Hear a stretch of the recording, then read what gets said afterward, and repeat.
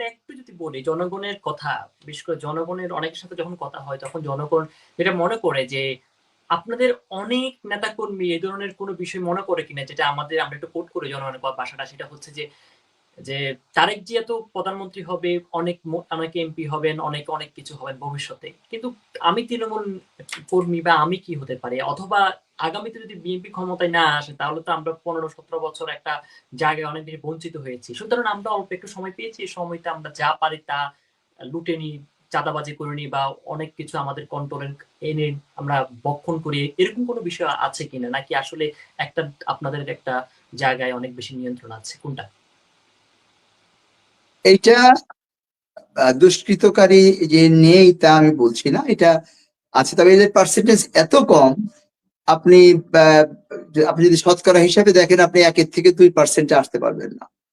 আমাদের বিএনপি যে যে এটা বৃহৎ একটা দল, এবং আমরা দেখেছি, বদনাম যে বলছি, আবারও বলছি যে দুর্নাম বা দুষ্কৃত কর্ম যে দুষ্কর্ম যে মানে বিএনপি নামধারী কোনো ব্যক্তি বা পদধারী কোনো ব্যক্তি যে করে না, এটা আমি একদম পয়েন্ট ব্ল্যাঙ্ক বলছি না, তবে এদের পার্সেন্টেজ খুবই কম।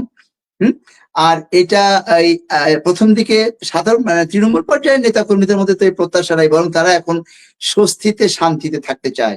ঘরে ঘুমাতে গেলে কি কখন এসে পুলিশ ধরে নিয়ে যায়, রাস্তায় কে কখন তাকে মারে, কে কখন ক্রস ফায়ার নামে খুন করে, তারপরে আপনার আহত করে, এই জিনিসগুলো থেকে তারা নিষ্কৃতি পাওয়াতেই খুশি তাদের।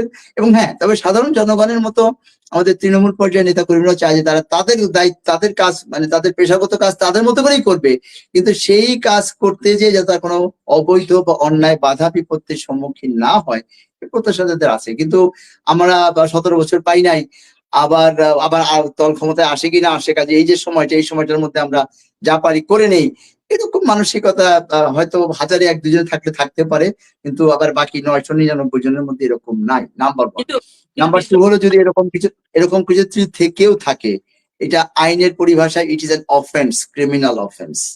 চাঁদাবাজি করা, দখলবাজি করা, কাউকে কারো কাছ থেকে ধোকা দিয়ে টাকা নেওয়া, ভয় দেখিয়ে টাকা নেওয়া, সবগুলোই হলো ক্রিমিনাল অফেন্স। তো সেই ক্রিমিনাল অফেন্স কে দমন করার জন্য তো রাষ্ট্র এবং রাষ্ট্রীয় machineries.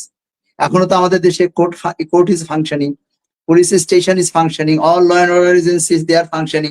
In addition to that, আমাদের সেনাবাহিনীকে বাছাই নিয়োগ করা হয়েছে ম্যাজিস্ট্রিয়াল পাওয়ার দিয়ে, ক্ষমতা দিয়ে, অথরিটি দিয়ে।